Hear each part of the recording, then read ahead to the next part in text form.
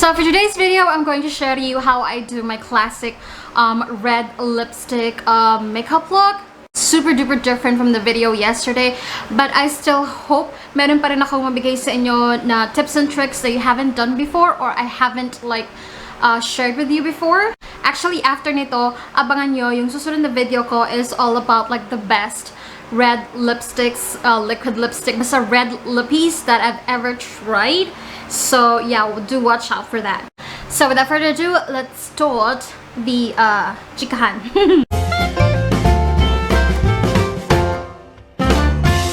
Gusto ako mag-moisturize ng face, but another thing that I like to do to achieve like a really nice canvas, kasi yun yung parang kailangan nyo munang isipin aside from ano ba yung magandang foundation, ano ba yung magandang BB cream or something, dapat maganda din yung parang paglalapatan. So I also like to layer moisturizers with few minutes in between para na-absorb na talaga ng skin.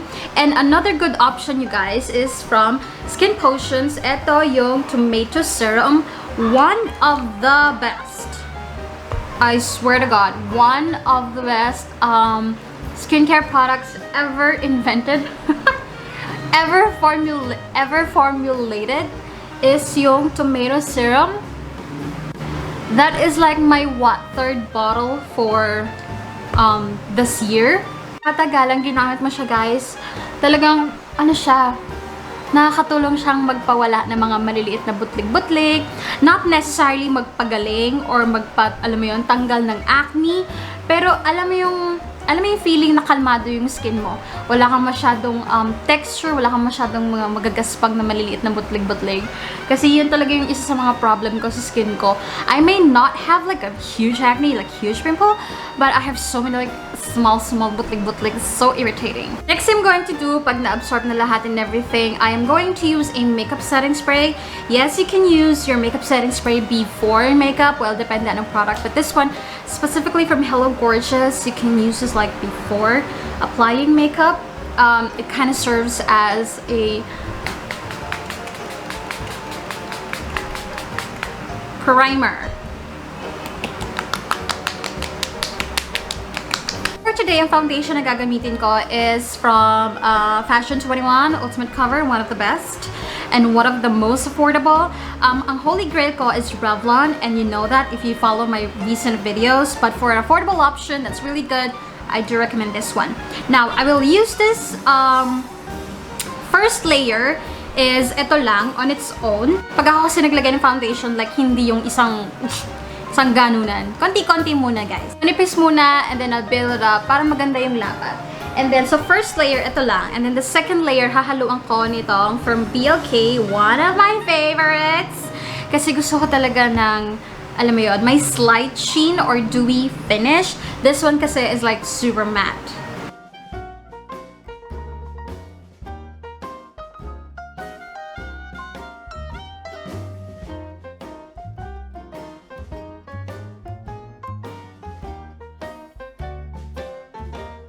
Okay, so I'm going to set my makeup muna before I do anything else. And, diba?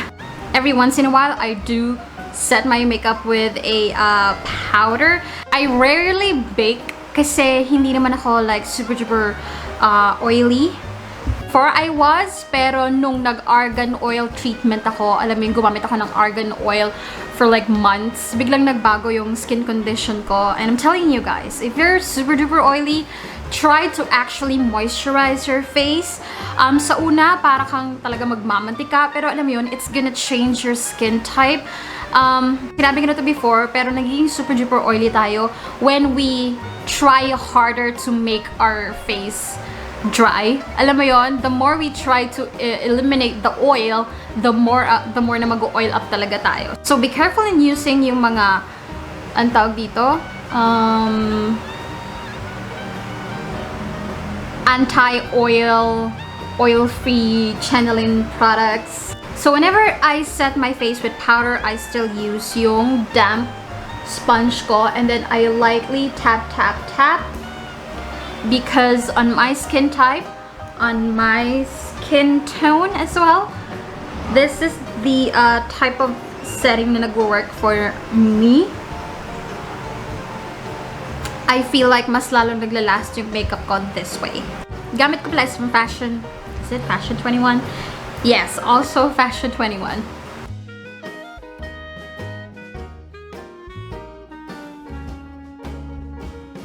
So I'm just gonna wait for everything to set, and while waiting, I'm gonna do my eyebrows na, the usual, my current favorite, Skin Potions. But you guys, yung parang pinaka hulas proof eyebrow product that I've ever tried is from the L'Oreal, yung Unbelievable Brow. I have it.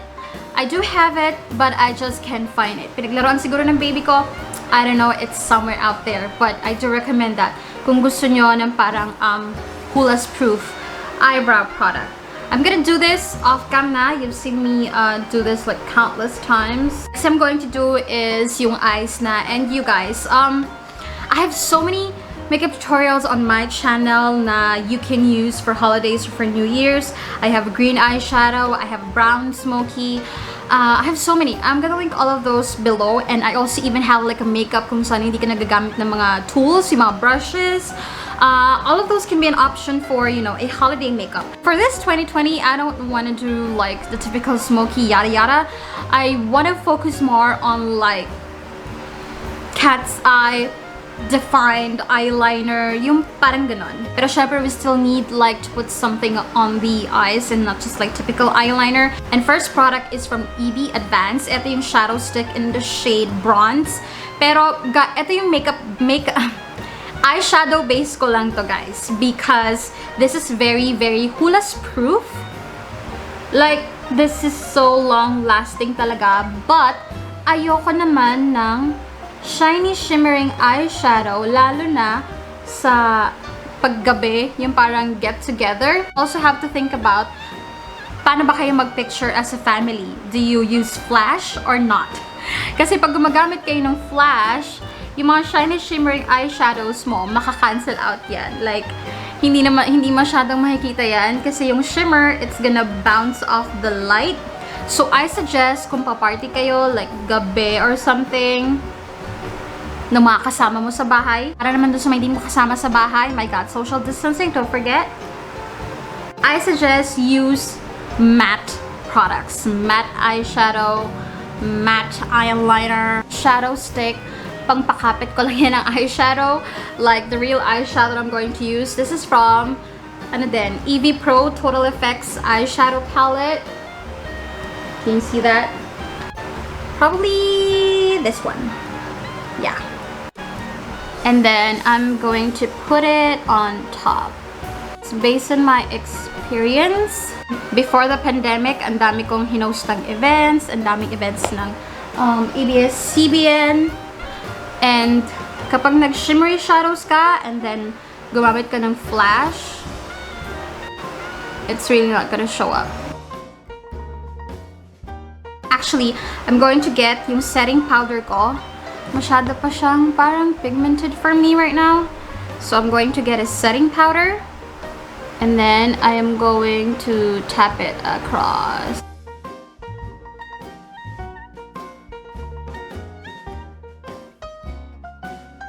I'm going to get a dark brown matte eyeshadow, and then lalagyan ko lang yung outer, like very slight lang, like dito lang talaga.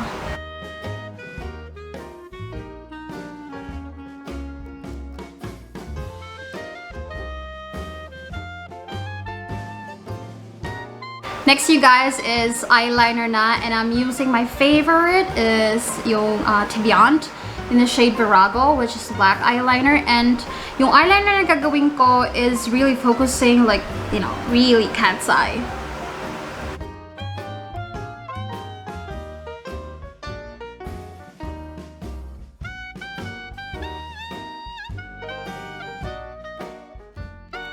Hanggang dito lang yung eyeliner na gagawin ko. Kasi pag nilagyan ko lahat yan, hindi na siya like, mababawasan yung sexiness niya, alam mo yun. Actually guys, depende sa shape ng eyes mo, but you can go like full length, pero in my eye shape, doesn't look cute whenever I go full length. It looks too young-ish, but I don't want to look young-ish. I want to look, you know, sexy-ish. To complete the inner line, I'm going to use a brown eyeliner. and focus it. Focus it din talaga sa pinaka-inner. And then, connect it with the black eyeliner. Then, I'm going to get a mascara and put mascara on. Super duper konti lang. Hindi siya yung full pack mascara. So, ko lang talagang i-darken yung mga lashes ko na nalagyan ng powder. Lagay na ako ng falsies, you guys. Very, very quick. My ever-trusted Taiwan lashes. Next I'm going to do is contour my face with my ever-trusted Ara Colors contour.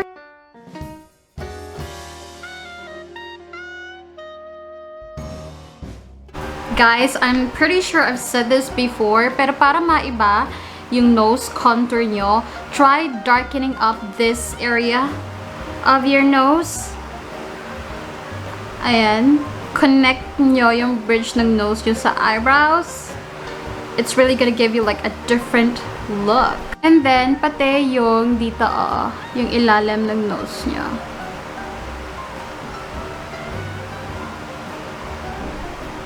And then yung brush na ginamit ko pang contour, slightly isusweep ko siya all over my face.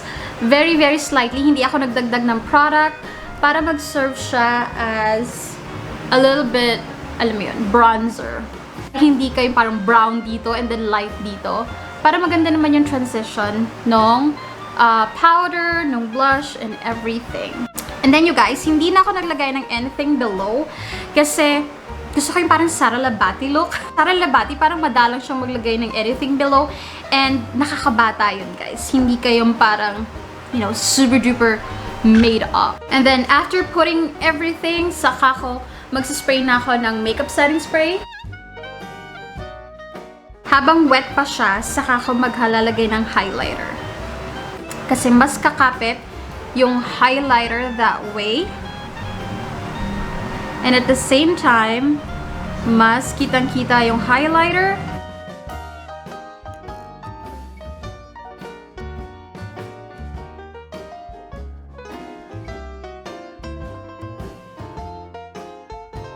Now, for the lips, I have so many favorite red lipsticks, you guys, and I'm going to reserve that for like the next video. I'm going to do a lip contour pala para talagang va-va-voom yung lips natin.